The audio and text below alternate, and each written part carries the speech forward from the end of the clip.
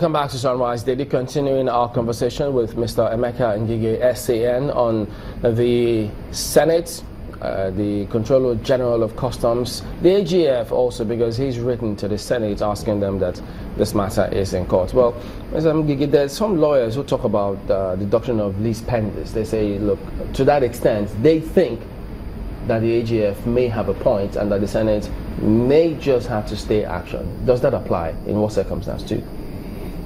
The AGF, like I said before, is interpretation of law and is subjective.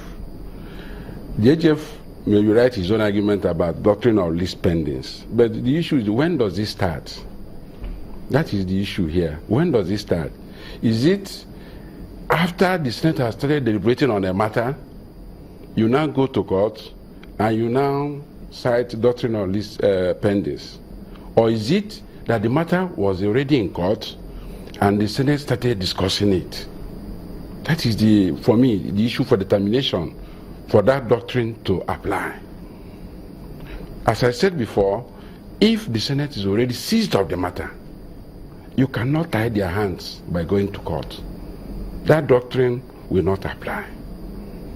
But if there have been a matter in court over the issue of uniform or invitation, and then the Senate is a party, as soon as the matter is brought to the court, you can set doctrine on lis pendens, even though it's still also arguable whether the mere fact that the matter is in court without a court order or without a motion for injunction, whether that alone can stop the Parliament from discussing an issue before them. Where then did the AGF get the powers to authorize the Senate to stay on its proceedings? Not authorized.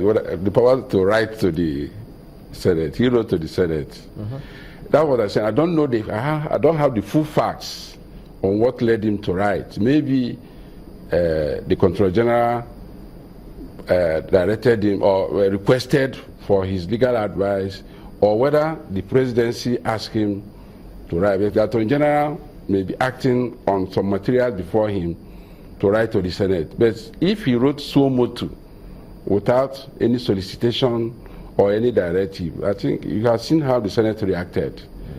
Do you feel that the AGF, according to Dino Melaye, who said that no other arm of government should trample or interfere in the processes of the other, do you feel this has happened? Has there been a sort of stump in the process? I don't understand. Dino Melaye says that every arm of government has got its own functions. Yes. Now he feels that the AGF has trampled on the functions of the Senate. Is that totally true? Well, it's not a trample. He has given them an opinion. It's an opinion. He didn't give them an order. It is for them to accept his opinion or to reject. That's all. Now, the gentleman who went to court, part of the priors, as widely reported, is he's seeking a perpetual injunction to restrain the Senate from asking the CGC to appear before them in uniform. What do we expect from that kind of case when it eventually is before a judge? Well, what I expect is for that type of case to be given a accelerated hearing. If the other parties respond to the process served on them, if they have been served, I expect maybe the chief judge to assign the matter to a judge immediately, because it is not yet assigned to any judge. It's just a process that is at the registry of, I don't know, I think it's Federal High Court.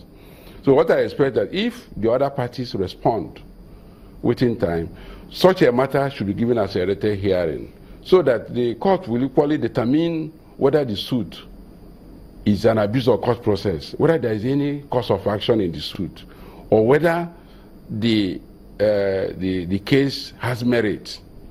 This is the type of public interest litigation that the court should give us a accelerated hearing to guide both the Senate or the Parliament and even the custom of chief, whether he could wear uniform, whether it's an issue that the law has provided for. Okay. Assuming the Senate had not begun discussing this matter and the man went to court, the process begins, and maybe the AGF and the CGC get rid of summons, and it's not before a judge yet, can the Senate still go ahead and discuss that matter? Well, at that stage, again, if, like I said, if it had preceded the discussion, the Senate may decide to defer to the process that is in court. They may decide to defer to. I've seen cases, but I can't recall the exact ones, where the Senate, because the matter is in court, they refrain from discussing it. I remember the case of Senator Borofis. They wanted to declare his seat vacant for cross-carpeting. But when it was brought to the attention of the Senate that the matter is in court, they refrained from discussing the issue until he finished his term. Wow. So that is the way it is interpreted. But for me, I'm still of the view that if it is to tie the hands of the Parliament, it is not right. The Parliament will refuse. Who then determines if it is to tie the hands of the Parliament? Do we have to wait for the courts to say that, or we can infer? The Senate itself can say it's meant to tie our hands. You don't know the implication of what I'm saying. Somebody can, in order to derail the confirmation of a minister, can go to court, sue the Senate, sue the Attorney General of the Federation, and write to the Senate that, please, don't discuss the confirmation of this person as a minister, because the matter is sub judice, it's in court. Then the Senate will hands off, that person will not be confirmed, and maybe the matter will last in court for 4 years. But you did talk about having a speedy hearing in cases like that. Yes. Don't you see that happening? Well, it depends on the heads of court. The heads of court in this particular case may not even be aware of what is going on. Once it is brought to his attention, he can assign the matter to a judge immediately, because to assign a matter to a court takes upwards of 3 months after the completion and the exchange of pleadings.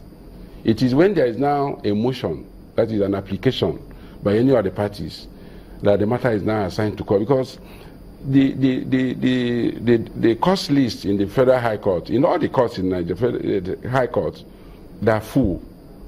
They are busy. Abuja, Lagos, Port Harcourt. They are very, very busy places. So to assign this particular matter, unless there is an effort by any of the parties to get the chief judge to assign it, in the next 2 months, it's not yet assigned.